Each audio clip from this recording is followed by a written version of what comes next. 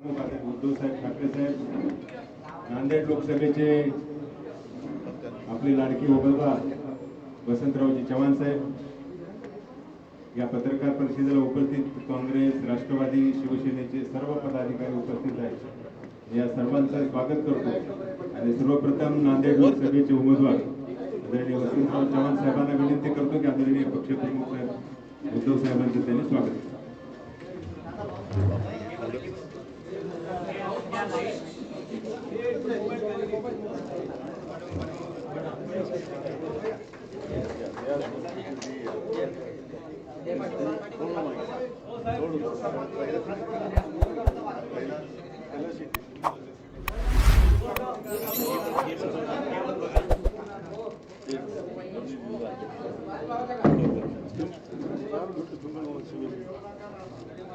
तालुका अध्यक्ष पहिल्यांदा भेट झाली. आदरणीय पक्षप्रमुख उद्धव साहेब ठाकरे साहेबांना विनंती करतो की आजच्या पत्रकार परिषदेला त्यांनी संबोधन.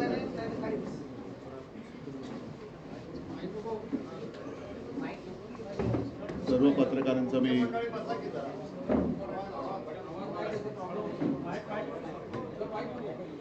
माईक नको. अरे जरा जरा तुम्ही शांत बसा, नाही तर ठीक आहे. येतोय आवाज?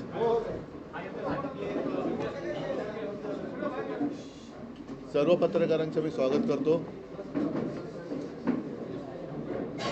आज ही पत्रकार परिषद मी महाविकास आघाडीचे आपले उमेदवार वसंतराव यांच्या समर्थनार्थ किंवा प्रचारासाठी घेतली आहे. कारण आज 5 वाजता प्रचार संपतोय या टप्प्याचा. माझी पण इच्छा होती, ह्या सर्व माझ्या कार्यकर्त्यांची, काँग्रेसच्या, राष्ट्रवादीच्या सर्व मित्रपक्षांची इच्छा होती की एक सभा, जाहीर सभा नांदेडमध्ये घ्यावी. पण वेळेची जरा खेचाखेची सुरू आहे. त्यातून मध्येच पाऊस येतो. कालचा आपण पाहिलं. आणि वसंतरावांना मी विनंती केली, कमल किशोरजी तुमचं सुद्धा स्वागत करतो, सगळ्यांचंच स्वागत करतो मी. त्यांना की माझे सर्व शिवसैनिक तुमच्या विजयासाठी अथक प्रयत्न तर करणार आणि तुम्ही विजयी तर नक्की होणारच आहात. पण वेळेची थोडीशी ओढाताण लक्षात घेऊन आपण जर का प्रेस कॉन्फरन्स घेतली तर बरं होईल. आणि वसंतरावजी आपण सुद्धा मोठ्या मनाने त्याला मान्यता दिली, त्याच्याबद्दल धन्यवाद देतोय. साधारणतः 19 साली देशात किंवा राज्यात पहिल्या प्रथम महाविकास आघाडीचं सरकार हे स्थापन झालं. मी पहिल्या प्रथम हा शब्द एवढ्यासाठी वापरला कारण काँग्रेस, राष्ट्रवादी आणि शिवसेना हे 2 टोकाचे 3 पक्ष होते. ते एकत्र आले, सरकार स्थापन केलं. त्याचं नेतृत्व माझ्याकडे होतं. मला 2.5 वर्षामध्ये काँग्रेस असो, राष्ट्रवादी असो, सर्वच मित्रपक्षांनी अत्यंत उत्तम सहकार्य केलं. मधल्या काळामध्ये जी गद्दारी झाली ती गद्दारी झाली नसती तर आजसुद्धा हे सरकार महाराष्ट्राला खूप पुढे घेऊन गेलं असतं. आता मात्र पहिल्या प्रथम आम्ही एकत्र येऊन निवडणुका लढतो आहोत. कारण हे सरकार असं होतं की निवडणुका आम्ही वेगळ्या लढलो होतो आणि सरकार स्थापन केलं होतं. अत्यंत चांगला ताळमेळ जसा त्यावेळेच्या सरकारमध्ये होता तसाच अत्यंत चांगला ताळमेळ आत्ताच्या आमच्या या निवडणुका लढण्याच्या प्रचारामध्ये दिसून येतो आहे. मी काल परभणीची सभा घेतली, परवा वर्धा आणि अमरावतीमध्ये सुद्धा दुपारची सभा होती. ती हॉलमध्ये घ्यावी लागली आणि बाहेर मंडप टाकण्यात आला. एकूणच काय की सगळीकडे सर्व मित्रपक्षांचे कार्यकर्ते हे जोमाने आणि एकदिलाने महाविकास आघाडीचे उमेदवार जिंकून आणण्यासाठी प्रयत्न करत आहेत. आणि मला खात्री आहे की जिथे जिथे काँग्रेसचे उमेदवार आहेत त्यांची निशाणी हात आहे, राष्ट्रवादीचे त्यांची निशाणी तुतारी आहे आणि शिवसेनेची मशाल, तर जणू काही ह्या आपल्याच निशाण्या आहेत. अशा पद्धतीने सर्व मित्रपक्षांचे कार्यकर्ते हे अत्यंत प्रामाणिकपणाने त्या मतदारसंघात काम करत आहेत. आणि एवढी एकजूट, एवढी एक जिन्सीपणा आल्यानंतर विजय हा निश्चित असतो. एकूण जर का तुम्ही पाहिलं तर देशामध्ये हुकुमशाहीच्या विरुद्ध एक लाट उसळलेली आहे. आणि सगळ्यांच्या मनामध्ये भीती आहे की हे घटना बदलतील, हे संविधान बदलतील. आणि गेल्या काही वर्षातली त्यांची वाटचाल ही तशीच दिसते. म्हणजे वसंतराव, मला या प्रचाराच्या दरम्यान काही शेतकरी भेटतात, कारण ग्रामीण भागामध्ये शेतकऱ्यांमध्ये मोठा असंतोष आहे आणि शेतकऱ्यांना विचारण्याची गरज लागत नाही. शेतकरी दादा स्वतःहून समोरून येऊन सांगतोय की यावेळेला आमचं मत महाविकास आघाडीला आहे. म्हटलं का तुम्ही एवढ्या निश्चयाने आता का उतरलेला आहात? तर त्यांचं म्हणणं की एकतर महाविकास आघाडीच्या सरकारने आम्हाला कर्जमुक्त केलं होतं, इतर बऱ्याच काही गोष्टी त्यांनी मला सांगितल्या, पण सगळ्यात प्रमुख मुद्दा त्यांनी जो सांगितला, जो मला सुद्धा काळजाला भिडला, ते म्हणाले, अहो उद्धवजी, हे जे भाजपचं आहे मोदी सरकार, त्या मोदी सरकारने संकटाच्या काळात साथ देणाऱ्या शिवसेनेच्या सातबाऱ्याचं नाव लिहिलं, तर उद्या यांचं सरकार आल्यानंतर आमच्या सातबाऱ्यावरती दुसऱ्याचं नाव लिहिलं तर आम्ही कोणाकडे जायचं? म्हणजे आता त्यांना ही भीती वाटायला लागले की ज्या मोदीजींनी इथूनच नांदेडमध्ये आले होते का आणखीन कुठे शिवसेनेला नकली सेना म्हटलं, मग ते बोलले तुमच्या नावावरचा सातबारा, त्या सातबाऱ्यावरती खाडाखोड करून निवडणूक आयोगाच्या माध्यमातून यांनी सातबाऱ्यावरचं नाव बदललं. उद्या आमचा सातबारा खोडला आणि त्याच्यावरती दुसरं उपऱ्यांचं नाव लिहिलं तर आम्ही काय करणार? म्हणजे हा आता सातबारा बदलण्याचा एक जो धोका आहे हा शेतकऱ्याच्या लक्षात आलेला आहे. म्हणजे ते म्हणाले की तुम्ही एवढे सहकारी कठीण काळामध्ये तुम्ही त्यांच्यासोबत राहिलात आणि तुमच्याशी जर हे असे वागले असतील आणि वागत असतील आणि तुम्हाला आता नकली म्हणत असतील तर उद्या आम्हाला हे नकली शेतकरी म्हणतील, आमचा सातबारा चोरतील, आमची जमीन चोरतील आणि आम्ही काय करणार? कारण दात कोणाकडे मागणार? तर हा एक मोठा धोका हा त्यांच्या मनामध्ये दिसतोय. म्हणजेच काय की एकतर संपूर्ण 10 वर्षाचा नाकर्तेपणा यांच्या समोर आहे, त्याच्यानंतर यांची हुकुमशाही, जसं सुरतेमध्ये एक जादू झाली आणि भाजपचा उमेदवार जिंकला, ही अशी जादू करायला लागले तर आम्ही आणि सर्वसामान्य लोक काय शिल्लक राहणार? हा त्या शेतकऱ्याचा प्रश्न आहे. त्याच्याकडे माझ्याकडे उत्तर आहे, ते म्हणजे महाराष्ट्रामध्ये महाविकास आघाडी आणि देशामध्ये इंडिया आघाडी. तर अशा पद्धतीने ही निवडणूक होते आहे. एक घटना बदलण्याची, संविधान बदलण्याची भीती ही सर्वसामान्यांच्या मनामध्ये खोलवर रुजले, कारण यांनी गेल्या संसदेच्या अधिवेशनात समोरचे विरोधी पक्षाचे जवळपास 150 खासदार हे निलंबित करून आपल्याला पाहिजे तसं मनमानी करून काही कायदे हे पारित करून घेतले. म्हणजेच काय की हम करे सो कायदा. तर आता याच्या विरुद्ध सगळी जनता एकवटलेली आहे. म्हणून वसंतरावजी, तुम्ही आणि संपूर्ण महाराष्ट्रातलेच, मला तर असं वाटतं की कदाचित 48चे 48 खासदार निवडून येतील. तर आणखीन तुम्हाला काय विचारायचं? राज्य बँक गैरव्यवहार प्रकरणात अजित पवार आणि सुनित्रा पवार यांना क्लीन चिट दिलेली आहे, काय? वॉशिंग मशीनची जाहिरात आहे ना ती. एकीकडे तुमची सुरक्षा व्यवस्था जी आहे ती कमी करण्यात आली, परंतु आता पार्थ पवार यांना मात्र वाय+ दर्जाची. हो, मला कळलं, रॉकेट लॉन्चर, रणगाडे वगैरे काय देतात त्यांना. आणि हेच झालेलं आहे. त्यांचे सगळे जे काही त्यांच्या आजूबाजूला असलेले गद्दार लोक आहेत, अगदी साधे, म्हणजे कोणाचं मी कामामुळे त्यांना मी कोणाला कमी लेखत नाही, पण अगदी घरामध्ये काम करणाऱ्यांसुद्धा Z+Y+Y झेड ही काही दिले आणि बाकी सुरक्षा, सर्वसामान्यांची सुरक्षा ही वाऱ्यावर पडलेली आहे. महिला सुरक्षित नाही आहेत. अगदी सलमान खानच्या घरासमोर सुद्धा गोळीबार होतो आहे. त्यांचाच एक आमदार गणपत गायकवाड, त्यांच्याच पक्षात कोणी ऐकत नाही म्हणून तो उद्विग्नतेने पोलीस स्टेशनमध्ये गोळीबार करतोय. तर सुरक्षा वाऱ्यावर पडलेली आहे, सर्वसामान्यांची सुरक्षा वाऱ्यावर आहे आणि यांच्यासोबतचे गद्दार आहेत त्यांना मात्र ते कडेकोट बंदोबस्तात ठेवत आहेत. आता त्या सुरक्षेचा खर्च कोण करतंय हा एक प्रश्न आहे. म्हणजे सर्वसामान्य माणूस ज्याची सुरक्षा तुम्ही उघड्यावर टाकले त्याच्याकडनं कर घेऊन तुम्ही गद्दारांची सुरक्षा करतात. लोकसभा निवडणूक बिनशर्त होते आहे, नेमकं लोकशाही हुकुमशाहीकडे जाते का?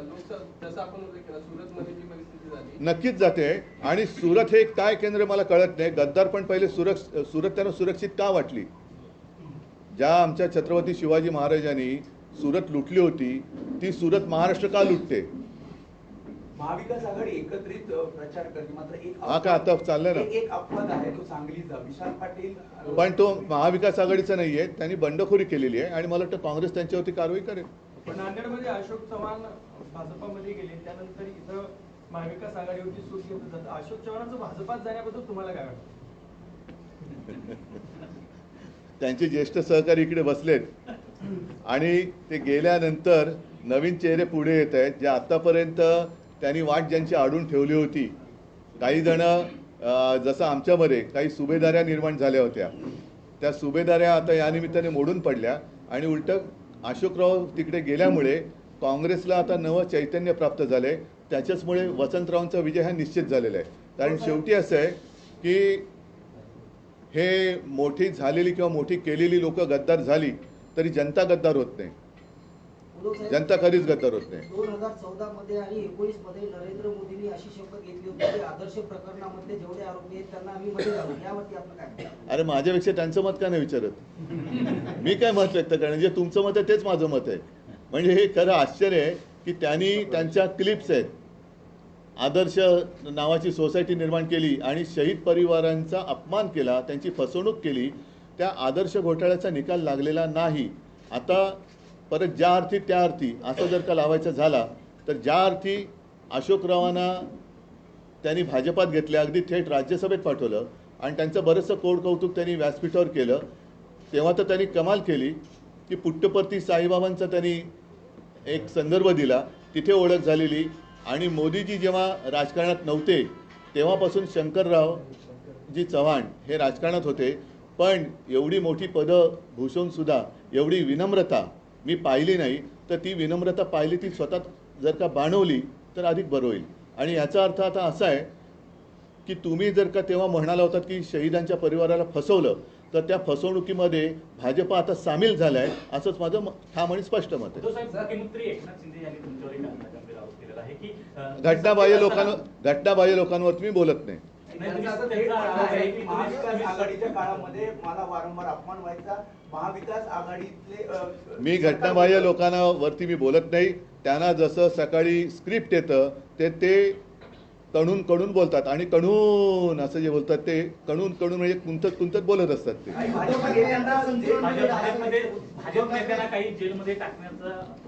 त्याच्यावरती संजय राऊत यांनी काल अत्यंत उत्तम उत्तर दिलेलं आहे आणि ते उत्तर मला वाटतं तुम्ही काल माध्यमांनी दाखवलं असेल, नसेल तर कृपा करून दाखवा.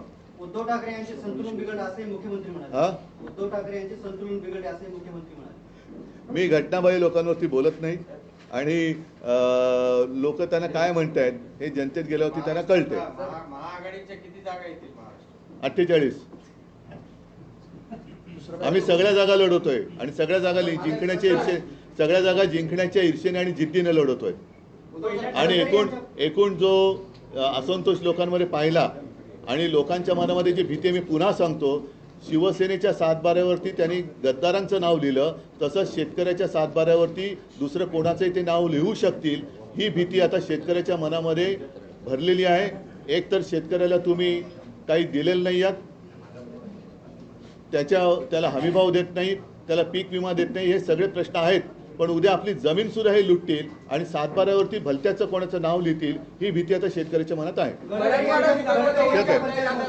ठीक आहे. मी परत एकदा ज्या कामासाठी मूळ आलो होतो ते म्हणजे वसंतरावांसाठी, आणि मी तमाम नांदेडकरांना हात जोडून विनंती करतोय की यावेळेला जरा मी आपली माफी मागतो, कारण प्रचाराच्या सभेला मी येऊ शकलो नाही.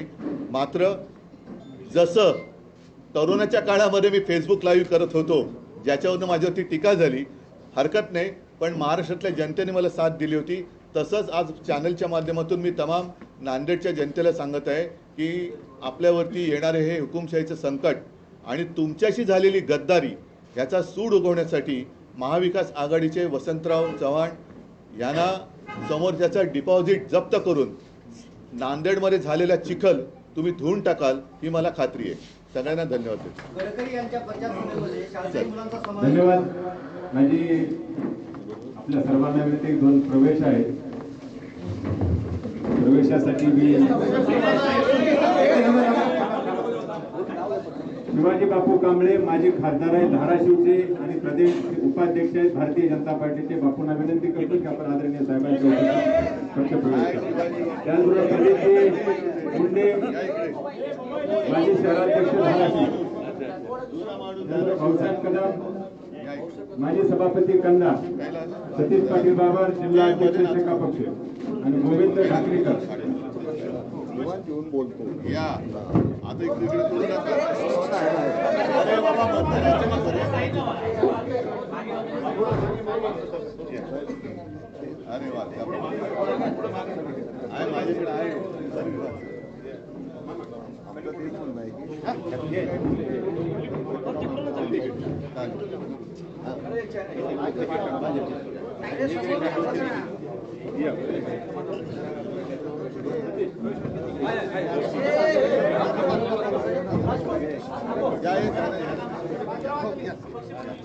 टाकू दे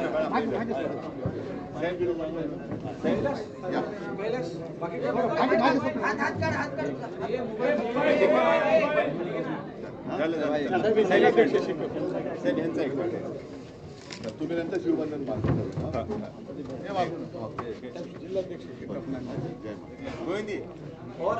चला धन्यवाद. तुम्ही आता करून घ्या